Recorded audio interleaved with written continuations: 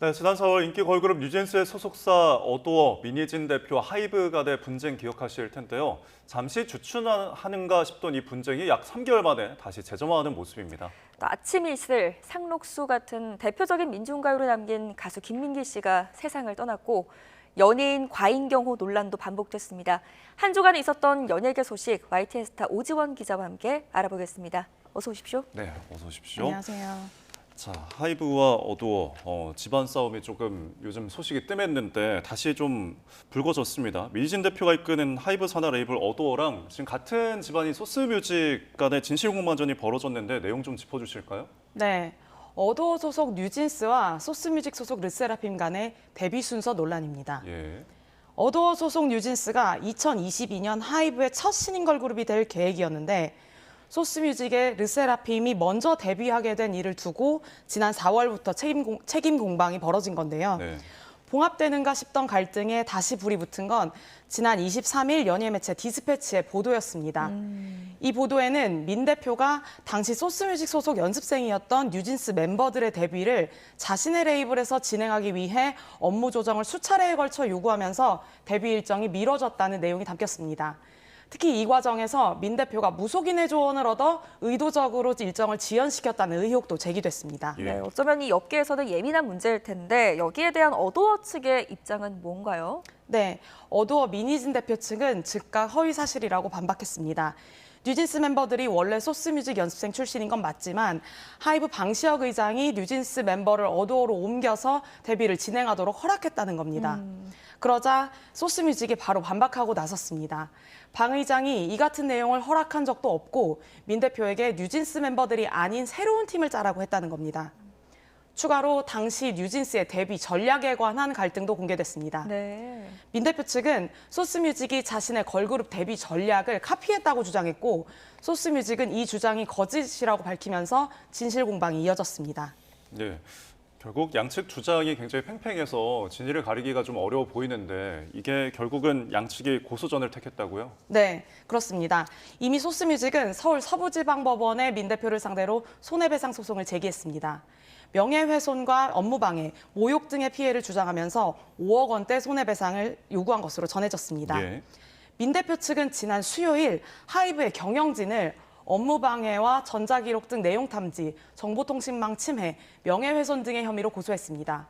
고소 대상에는 하이브 박지원 대표, 임수연 감사위원회 위원장, 정진수 최고 법률 책임자, 이경준 최고 재무 책임자, 박태희 최고 커뮤니케이션 책임자가 포함됐습니다.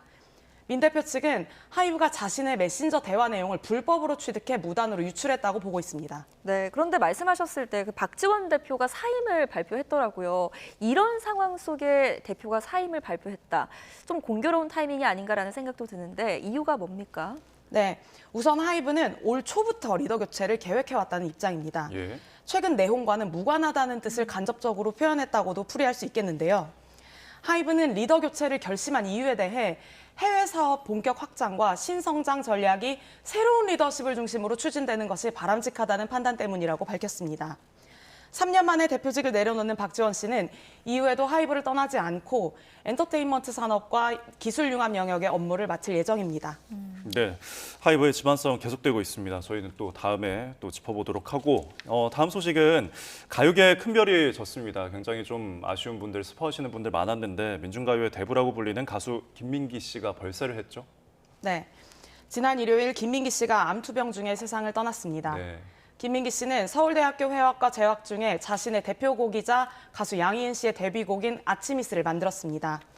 아침 이슬은 정부에서 선정한 건전가요상을 수상했는데 1975년 금지곡으로 지정되는 아픔도 겪었습니다. 하지만 이 곡은 역사 속에서 저항의 상징으로 사람들의 입을 통해 전해지며 대표적인 민중가요로 자리 잡았습니다. 1975년 이후에는 아침 이슬뿐만 아니라 꽃 피우는 아이, 상록수 등 김민기 씨의 노래 대부분이 금지곡으로 지정됐는데요. 예. 당시 그는 정치적인 탄압으로 가수 생활을 잠시 멈추기도 했습니다. 네. 그러다 대학로 소극장 학전을 1991년 설립해 극장 대표로 새로운 인생을 살았습니다. 학전에서 지하철 1호선, 고추장 떡볶이 등 여러 뮤지컬 작품을 연출했고 가수들을 위한 라이브 무대를 마련했습니다. 특히 김민기 씨는 후배 예술인들에게 공평하게 공연비를 나눠주는 것으로 잘 알려져 있는데요. 후배 예술인들이 생계를 잇고 예술에 집중할 수 있도록 도왔습니다. 덕분에 배우 설경구, 황정민, 장현성, 가수 박학기, 들국화, 한영애, 고 김광석 등이 배출됐습니다. 이 때문에 김민기 씨는 대중문화예술인들의 스승으로도 불렸습니다. 유가족은 김민기 씨가 남긴 유언은 따로 없지만 지난 3월 문을 닫은 학점과 관련해서는 지금 끝내는 게 맞다. 다만 나는 할 만큼 다 했다는 말을 남겼다고 밝혔습니다. 네, 그래서인지 뭐 수많은 대중뿐 아니라 후배 예술인들이 그 고인의 마지막 길을 함께 했더라고요. 네, 고인의 발인식은 서울대학교 병원 장례식장에서 엄수됐습니다. 예. 발인식 이후 고인의 영정은 학전이 새롭게 바뀐 아르코 꿈박극장으로 향했는데요.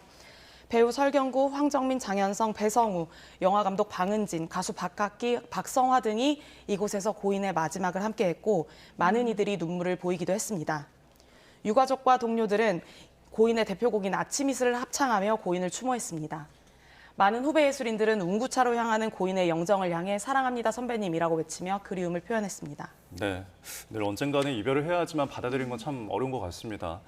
자, 다음 주제는 일부 지금 연예인들에 대한 과잉 경호 논란이 계속해서 반복이 되고 있거든요. 최근에 그 배우 변우석 씨의 과잉 경호 논란이 일어난 지 얼마 되지 않았는데 이번에는 아이돌 그룹 그래비티를 경호하는 과정에 문제가 발생했다고요? 네, 지난달 한 팬이 크래비티의 귀국 현장에 갔다가 현장에서 그 경호원에게 폭행을 당했다고 주장하고 나섰습니다. 머리를 맞아서 가벼운 뇌진탕 진단을 받은 것으로 알려져서 공분을 샀는데요. 결국 크래비티의 소속사가 나서서 경호원의 적절치 못한 행동으로 무리를 일으킨 점에 대해 사과했습니다. 또한 경호업체와도 계약을 종료했다고 밝혔습니다. 얼마 전 배우 변우석 씨의 사설 경호 직원이 공항 출입구를 통제하고 임의로 여권을 검사했다고 전해지면서 이미 한 차례 논란이 거셌었는데요. 인천공항 경찰단이 이 경호 직원을 참고인 신분으로 조사 중입니다. 이 같은 논란이 반복되는 이유로는 우리나라 연예인 경호업의 체계가 미비할 뿐만 아니라 연예인들의 공항 일정을 상업적으로 이용하면서 이른바 사생팬들을 공항으로 끌어들이는 구조적 문제 등이 지적되고 있습니다. 예. 네, 알겠습니다. 여기까지 듣겠습니다. 한 주간의 연예 소식 YTN 스타 오지원 기자와 함께했습니다. 잘 들었습니다. 고맙습니다. 감사합니다.